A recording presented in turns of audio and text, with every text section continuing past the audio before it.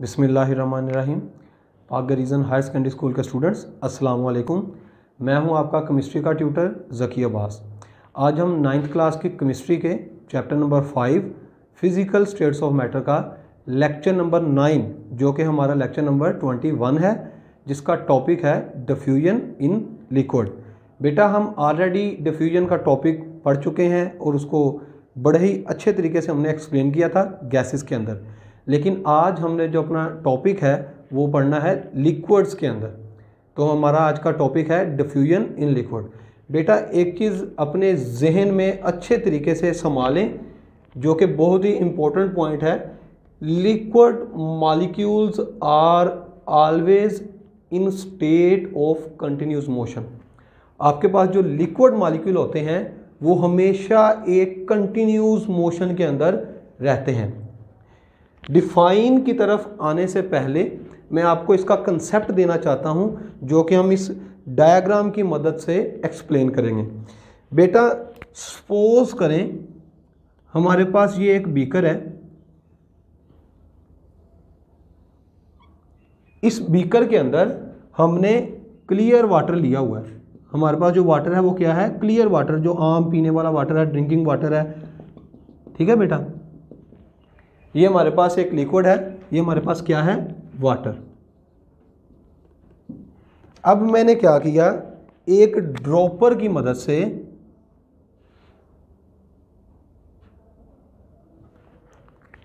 इसमें से मैंने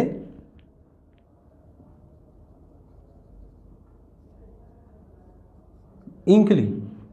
अब इस इंक की मदद से मैंने इसमें से किया, तो इसमें से कुछ ड्रॉप आगे यहां पर हमारे पास सरफेस के ऊपर क्या हुए? जमा होना शुरू हो गए। अब बेटा, ये हमारे पास क्या है? इंक है, और ये हमारे पास क्या है? वाटर है। अब स्टार्टिंग में यहाँ पे जो इंक है, यहाँ पे इसकी कंसंट्रेशन आपके पास क्या है? हायर कंसंट्रेशन है।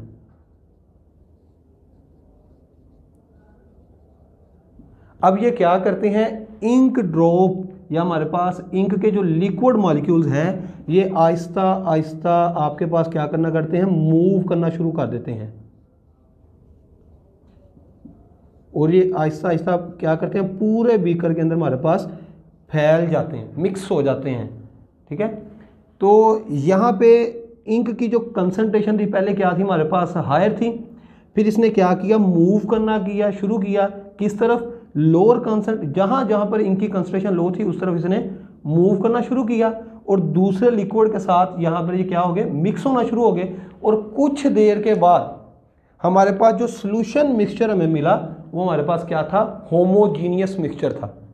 ठीक है बेटा, मैं एक दफ़ा फिर आपको ये सारा रिपीट करवा देता हूँ कि हमारे पास जो यहाँ पे डिफ्यूजन है वो कैसे हो रही है। बेटा, यहाँ पे हमारे पास वाटर था बीकर के अंदर, हमने ड्रॉपर की मदद से इंक यानी कि यहाँ इसमें गिराई। यहाँ पे हमारे पास पहले कंसंट्रेशन इंक की क्या थी? ज़्यादा थी। बीकर में हमारे पास क्या थी? कम थी। तो जहाँ जहाँ पे लोअर कंसंट्रेशन थी इंक की, तो इंक के लिक्विड मॉलिक्यूल्स वहाँ पर क्या करने लग पड़े? मूव करने लग पड़े। और कुछ देर के बाद हमारे पास इंक के मॉलिक्यूल्स, लिक्विड मॉलिक्यूल्स और वाटर के लिक्विड मॉलिक्यूल्स आपस में मिक्स हो गए, और हमारे पास एक होमोजीनियस मिक्सचर हासिल हो गया। तो बेटा, यहीं से हम इसकी डिफाइन भी कर लेते हैं। जैसा कि हमें पता है कि लिक्विड मॉलिक्यूल्स हमेशा स्टेट ऑफ कंटिन्यूस मोशन में होते हैं, तो आइए हम डिफ्यूजन की डिफाइन करते हैं कि इसकी डिफाइन क्या बनती है। तो बेटा, डिफ्यूजन आपके पास असल में क्या है? ये मूवमेंट है। किसकी? लिक्विड मॉलिक्यूल्स की। तो हम कह सकते हैं movements of liquid molecule from area of higher concentration to area of lower concentration. अगर आप डायग्राम के ऊपर आए दोबारा से, तो मैं आपको पॉइंट क्लियर करता हूँ। यहाँ पे पहले हमारे पास इंक का एरिया, इस जगह पर, इस एरिया पर कंसंट्रेशन इंक की क्या थी? ज़्यादा थी। तो इसने मूव करना शुरू किया। किस तरफ? एरिया ऑफ लोअर कंसंट्रेशन की तरफ। जैसा कि अभी हमने डिफाइन में पढ़ा है, the movement of liquid molecule from area of higher concentration to area of lower concentration to mix up other liquids. यहाँ पे वाटर में मिक्स हो रहा था ना, तो अगर हम आगे पढ़ते हैं, to mix up with the molecules of other liquid to form a homogeneous mixture. हमारे पास मिक्सचर तैयार हो जाएगा। बेटा ये एक्सपेरिमेंट आप घर में भी कर सकते हैं। आप एक गिलास ले लें, उसके अंदर आप पानी ले लें और 1 ड्रॉप इंक का डालें। आप देखेंगे उसको कि जब आप इंक का ड्रॉप डालेंगे तो पहले आपके पास जो इंक का ड्रॉप होगा वो सरफेस के ऊपर होगा, फिर स्लोली मूव करता हुआ वो पूरे लिक्विड के अंदर मूव करेगा और कुछ देर के बाद आपके पास सारा लिक्विड मिक्स होकर एक होमोजीनियस मिक्सचर बना लेगा। तो आइए हम डिफाइन को एक दफ़ा फिर रिपीट करते हैं, फिर हम अपने अगले लेक्चर की तरफ मूव करेंगे। तो movement of liquid molecules from area of higher concentration to area of lower concentration to mix up with the molecules of other liquid to form a homogeneous mixture is called diffusion। ठीक है बेटा। अब diffusion को कौन कौन से factors effect करते हैं या इसके ऊपर कौन कौन सी चीज़ें असरअंदाज होती हैं उनको डिस्कस करते हैं। तो बेटा यहाँ पर हमारे पास सबसे पहला जो फैक्टर इफेक्ट करता है डिफ्यूजन का वो है इंटरमॉलिक्यूलर फोर्सेस। दूसरा फैक्टर हमारे पास है साइज ऑफ मॉलिक्यूल, तीसरा हमारे पास है शेप ऑफ मॉलिक्यूल और चौथा हमारे पास है टेम्परेचर। ये 4 बेटा आपके पास है। जिस तरतीब से हमने ये बोर्ड के ऊपर लेक्चर लिखा है ना, पेपर में आपने इसी तरतीब से लिखना है ताकि आपको पूरे 5 नंबर हासिल हो। ठीक है बेटा। आइए हम जानते हैं इंटरमॉलिक्यूलर फोर्सेस डिफ्यूजन को कैसे इफेक्ट करती हैं। बेटा इंटरमॉलिक्यूलर फोर्सेस आपके पास डिफ्यूजन को ग्रेटली इफेक्ट करती हैं। वो लिक्विड्स मॉलिक्यूल्स जिनमें इंटरमॉलिक्यूलर फोर्सेस स्ट्रॉन्ग होती है उनका रेट ऑफ डिफ्यूजन क्या होता है, आपके पास स्लो होता है। और वो लिक्विड मॉलिक्यूल्स जिनमें इंटरमॉलिक्यूलर फोर्सेस वीक होती हैं उनका जो रेट ऑफ डिफ्यूजन होता है वो ज़्यादा होता है। तो आइए पढ़ते हैं। Liquids having weak intermolecular forces, यानी कि वो लिक्विड जिनमें वीक इंटरमॉलिक्यूलर फोर्सेस है, क्या हैं? वीक इंटरमॉलिक्यूलर फोर्सेस हैं।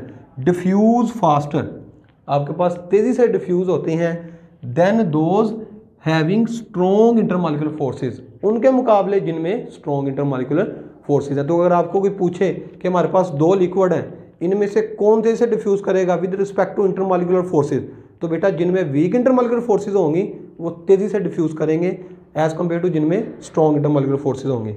बेटा दूसरा फैक्टर है हमारे पास size of molecule. Size of molecule, ठीक है बेटा। तो हमारे पास जो बिग साइज मॉलिक्यूल होते हैं ना वो बहुत स्लोली डिफ्यूज़ करते हैं। ठीक है बेटा। इसकी एग्जांपल आप 2 गिलास ले लें घर में। ठीक है बेटा। ये हमारे पास 2 गिलास हैं, दोनों का अंदर आपने वाटर ले लेना है सेम अमाउंट के अंदर, सेम क्वांटिटी के अंदर। आप इसमें भी 50 मिलीलीटर वाटर ले लें, इसमें भी 50 मिलीलीटर वाटर ले लें। ठीक है। टेम्परेचर, प्रेशर, सारी कंडीशंस दोनों की सेम है। 1 टेबलस्पून हनी डाल दें एक बिग गिलास के अंदर, 1 टेबलस्पून आप अल्कोहल डाल लें। तो बेटा आप देखेंगे कि जो हनी है जो कि बिग साइज मॉलिक्यूल रखता है वो डिफ्यूज़ जो होगा बहुत स्लोली होगा और अल्कोहल आपके पास इन फ्यू सेकंड्स के अंदर डिफ्यूज़ हो जाएगी। तो इसकी एग्जांपल में आप लिख सकते हैं कि honey diffuse slowly as compared to alcohol in water. अगर आप वाटर के अंदर हनी भी डिजोल्व कर रहे हैं और अल्कोहल भी कर रहे हैं तो आपके पास जो हनी होगा वो आपके पास डिफ्यूज़ क्या होगा, स्लोली होगा in water than alcohol in water. ठीक है बेटा। नेक्स्ट हम चलते हैं। नेक्स्ट फैक्टर है हमारे पास शेप्स ऑफ मॉलिक्यूल।